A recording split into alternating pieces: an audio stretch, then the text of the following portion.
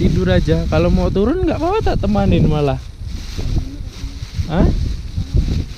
Kenapa? Janganlah, kasihan. Kok kasihan? Ya masa iya turun kan.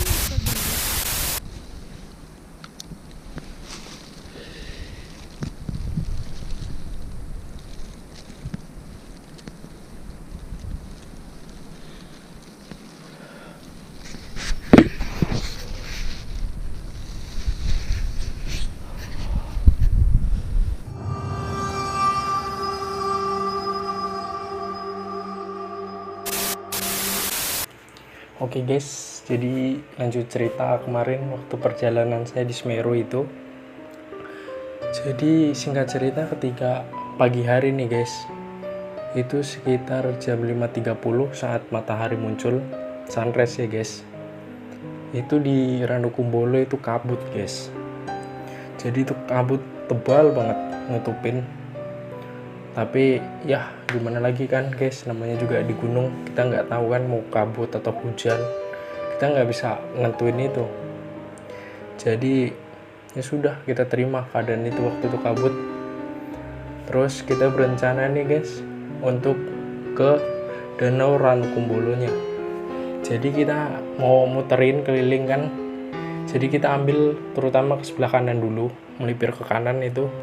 Di kanan itu ada pohon besar banget. Itu pohon itu di situ ada kain putih sama hitam.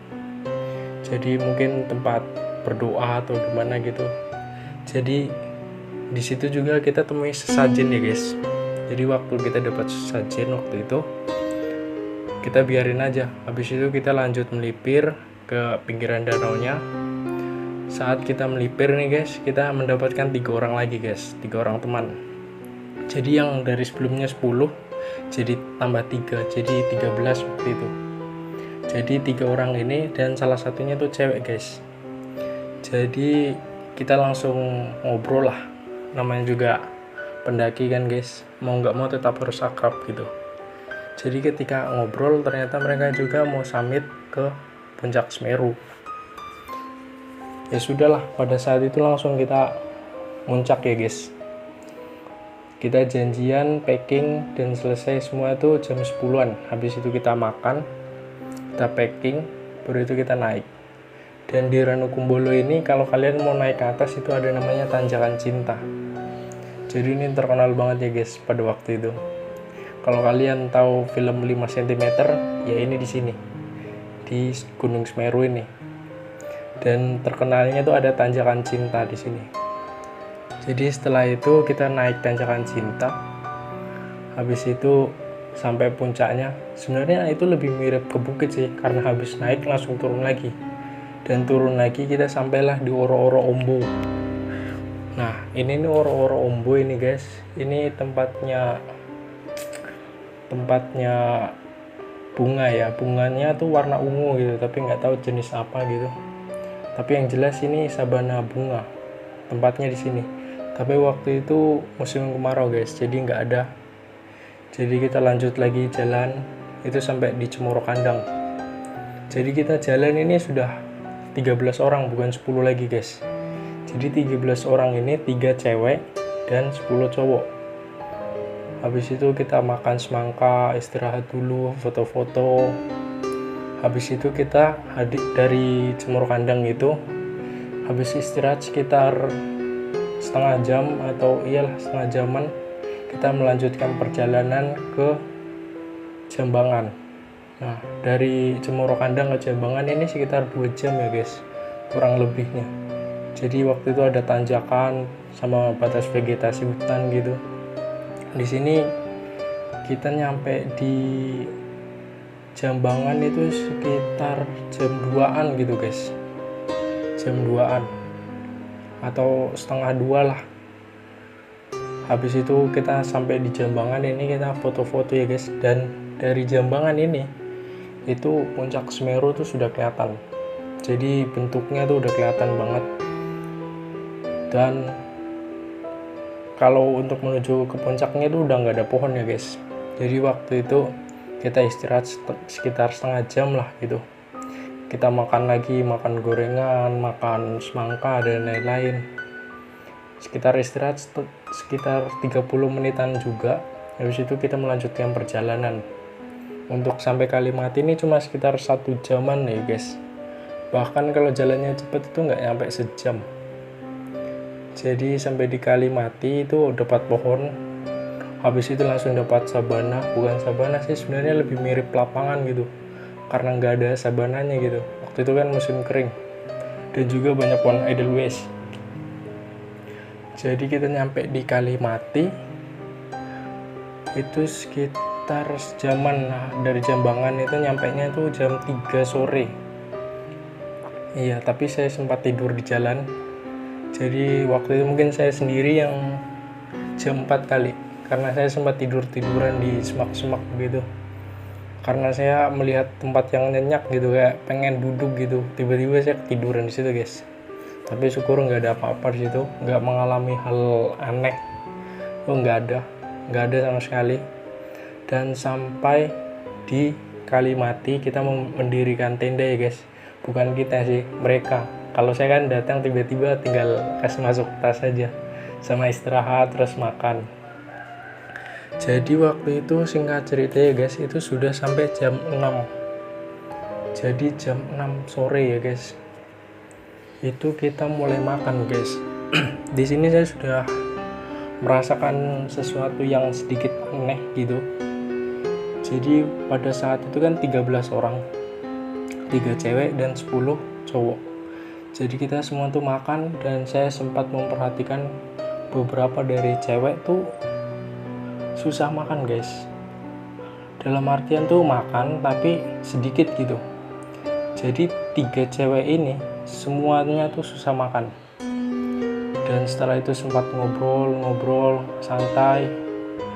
Dan ternyata satu cewek itu ada yang nggak mau naik ke puncak Semeru. Karena dia sudah melihat jalurnya ya dari jauh, itu sangat curam dan tinggi gitu, mungkin jadi nggak mau melanjutkan. Ya kita nggak bisa maksain gitu, karena orang itu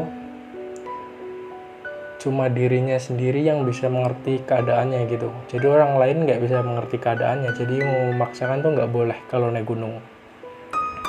Jadi waktu itu sudah langsung kita briefing alat-alat apa aja yang mau dibawa, terus air, makanan, snack apa aja yang mau dibawa, dan pembagian logistik tuh seperti apa gitu. Jadi waktu itu langsung kita tidur sekitar jam 9 itu sudah tidur semua anak-anak. Kemudian itu sekitar jam 11 ya guys kita bangun, dan badan masih agak pegal sih, tapi tidur nyenyak waktu itu. Jadi udara waktu itu tuh sudah nyampe di 5 derajat Celcius ya guys, kalau saya lihat di handphone di Kalimati. Itu di dalam tenda sepertinya guys, kalau di luar mungkin sekitar 2 derajat Celcius. Jadi waktu itu saya langsung dibangunkan sama tim, sama anak-anak. Jadi yang fix naik itu 12 orang, satu cewek di tenda saja. Ya sudah, nggak bisa dipaksakan. Habis itu kita mulai tuh naik. Jam 11 udah briefing, udah keluar semua dari tenda malam itu, sudah berdoa, dan kita mau mulai itu sekitar setengah 12. Ya ini jalurnya tuh dari Kalimati, batas vegetasi, terus langsung ke puncak. Oh iya guys, sedikit info, ini buat pendakian Semeru kalau dari Kalimati ke atas itu sudah nggak ada tanggung jawab dari pihak base camp atau TNGP Semeru. Jadi kalau terjadi apa-apa, tanggung jawabnya kita sendiri gitu.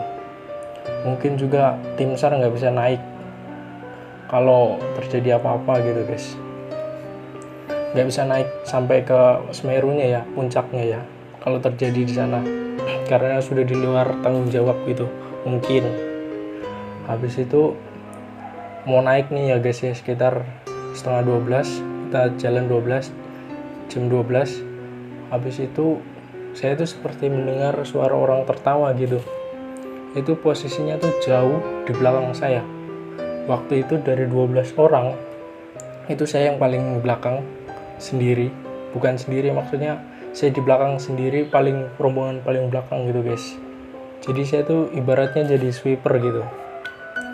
Jadi kita sempat break, terus naik lagi, itu anak-anak tiba-tiba stamina-nya ngedrop guys. Dan itu sudah hampir sampai batas vegetasi, tiba-tiba ada satu cewek yang muntah. Jadi dia checkpot di tengah jalan, ya mau nggak bisa naik. Jadi kebetulan ada ya yang checkpot yang muntah ini yang ketemu saya dari base camp guys. Jadi yang sempat kayak ngeblank gitu, jadi dia checkpot udah nggak kuat. Terus 2 orang temannya ngantar turun, 2 orang cowok. Habis itu diantar turun, saya masih naik. Dan di situ tuh seperti ada orang tertawa lagi, di situ perempuan. Tapi tuh saya kayak cuma saya yang dengar gitu. Padahal waktu itu sangat jelas ya guys. Jadi itu suaranya suara kuntilanak kayaknya. Jadi dia tertawa, jelas itu perempuan. Habis itu kita lanjut, karena saya yang paling belakang ya guys. Jadi teman saya juga nggak ada yang dengar. Ya sudahlah, bodo amat gitu. Namanya di gunung kan seperti itu banyak guys. Jadi naik lagi. Dan dari batas vegetasi ini, masuk batas vegetasi antara hutan dengan batu-batu di Semeru itu, tiba-tiba di situ rombongan pecah karena sudah mulai capek. Jadi sudah mulai egois semua, sendiri-sendiri. Jadi ya sudah, mau gimana lagi. Jadi saya tetap, yang penting saya konsisten, saya yang paling belakang. Dan ternyata benar saja guys, pada saat naik memasuki batas vegetasi itu 2 langkah naik, 1 langkah turun. Itu sulit banget, jujur. Mungkin kalau gunung yang paling saya benci itu mungkin Semeru kali, jalurnya yang saya paling benci itu. 2 langkah naik ya guys, itu 1 langkah turun. Gimana nggak benci itu? Jadi orang tuh susah naik, tiba-tiba turun, merosot guys. Jadi itu mungkin kalau diukur ketebalan batuan sama kerikilnya mungkin sekitar segini kali. Jadi ketika kita injak ini, bagian bawah tuh nggak kandas di dasar tanahnya, dia masih di bebatuan kerikilnya. Jadi tetap nggoser begini guys. Jadi nggak bisa naik, susah banget. Harus memang benar-benar sabar. Dan tiba-tiba temen sudah mulai pecah. Jadi saya masih paling belakang, saya masih paling konsisten, dan saya masih berpikir tenangan, nggak egois. Jadi anak-anak udah mulai capek, istirahat, habis itu naik lagi. Dan ini ada 1 cewek ya guys, ini masih sisa 1 cewek. Dan ini bener, ini kisah nyata guys, saya dengan 1 cewek ini. Jadi waktu itu ketika kita semua udah naik ya guys, jadi cewek ini paling belakang juga. Jadi dia di depanku guys. Jadi cowok-cowok yang lain tuh udah capek gitu, udah nggak mikirin, pokoknya dia naik aja naik. Jadi udah nggak ada yang nanya temen tuh, nggak ada. Yang penting mereka nyampe puncak dulu gitu. Pasti pikirannya di situ. Kalau mereka udah sampai puncak, baru mereka peduli sama temen, baru turun mungkin. Dan saya sempat kesel di situ ya guys. Dan waktu itu posisi itu untung ya guys, saya membawa thermal blanket. Itu lebih tepatnya seperti emergency. Jadi itu seperti aluminium foil, tapi yang bisa tahan dingin gitu. Jadi kalau dipakai itu nggak terlalu dingin. Jadi waktu itu kita naik nih ya, itu mbaknya tiba-tiba bilang gini, "Mas, duluan aja," dia bilang gitu kan. "Aku nggak apa-apa kok ditinggal sendiri," dia bilang gitu. Langsung saya respon, "Oh nggak apa-apa kok mbak, kita sama-sama aja. Lagian saya bukan incar puncak di Semeru ini. Puncak saya rasa nggak lari kemana-mana mbak," saya bilang gitu. Terus langsung, "Oh ya udah mas." Langsung aku juga duduk di samping mbaknya. Habis itu agak lama sedikit, sekitar 5 menit dia naik lagi. Naik lagi itu nggak nyampe 7 atau 10 langkah, capek dia, berhenti, terus duduk lagi. Terus dia bilang gini di saya, "Mas, aku capek ya mas." Langsung tak bilang gini, "Oh yaudah mbak, istirahat aja mbak." Langsung dia bilang, "Oh iya mas." Dia langsung tiba-tiba dia ke belakang, dia tidur tek. Dari situ saya siaga ya guys, karena posisinya tuh batuan itu banyak banget yang besar-besar dari atas, takutnya tiba-tiba jatuh terus kayak kepalanya mbaknya. Kalau kita naik Semeru itu dilarang duduk atau tidur di jalur trek karena itu sangat berbahaya, takut kejatuhan batu ya guys. Jadi waktu itu langsung saya inisiatif, tak bangunin, "Mbak, cari tempat yang agak sedikit ada lindungannya." "Oh iya deh mas." Langsung tak bawa naik ke atas, terus tak agak melipir ke kanan, tapi itu masih di jalur trek ya guys, karena jalur trek ke puncak itu cuma satu. Dan sampailah tiba-tiba nih mbaknya tuh bilang, "Mas, tak tidur bentar ya mas di sini." Langsung tak bilang, "Iya mbak, yang penting rasa-rasa, jangan tidur lelap banget." "Oh iya mas," dia bilang gitu. Terus langsung aku duduk, mbaknya tidur istirahat. Jadi saya inisiatif ya guys, setiap 3 menit atau 5 menit gitu mbaknya tuh tak bangunin. Enggak tak pegang ya, belum tak pegang, jadi tak bangunin pakai bicara aja. Jadi waktu itu langsung dia tidur sekitar 3 menit itu tak bangunin. "Mbak, mbak," tak bilang gitu, "Mbak gimana mbak?" Dia nggak ngerespon guys. Itu di situ saya langsung kayak, aduh gimana ini, udah mulai panik. Tapi saya kan marah, ini kalau panik nggak bisa nih. Langsung tak pegang pundaknya ya guys, tak pegang pundaknya, tak tarik begini, langsung mbak dia langsung kayak bangun gitu, kayak baru bangun tidur gitu, jadi kayak orang yang baru sadar gitu. Langsung dari situ saya langsung pokoknya langsung inisiatif banget. Jadi thermal blanket yang tak taruh di kantong itu langsung tak lepas, tak keluarin, tak selimutin mbaknya. "Mbak gimana mbak, masih dingin?" Karena waktu itu tuh 2 derajat ya guys, dan itu kondisinya badai angin. Jadi dari situ tiba-tiba sepi gitu. Jadi di trek itu ternyata ya guys, tinggal kita sendiri di belakang. Itu masih badai angin, gak ada kabut. Tiba-tiba langsung, "Mbak, kalau mau istirahat lagi deh mbak, nanti tak temani." Langsung dibilang, "Nggak usah mas, masnya duluan aja." Langsung tak bilang gini, "Nggak bisa mbak, aku nggak bisa ninggalin temen gitu, pokoknya mbak harus sama saya, atau kita turun aja mbak." Langsung dibilang mbaknya, "Nggak usah mas, di sini aja mas, ntar kita naik lagi." Langsung habis itu agak lama sedikit, dia langsung tak suruh tidur lagi, istirahat ya guys. Ternyata dia bilang gini, "Mas, aku udah nggak kuat mas, aku lemes, lapar." Dan waktu itu roti dan air saya habis, saya kasih anak-anak. Jadi saya sweeper paling belakang itu, saya kasih makanan anak-anak. Saya malah roti itu pegangan nggak ada, sama air itu cuma 750 ml udah habis. Jadi waktu itu langsung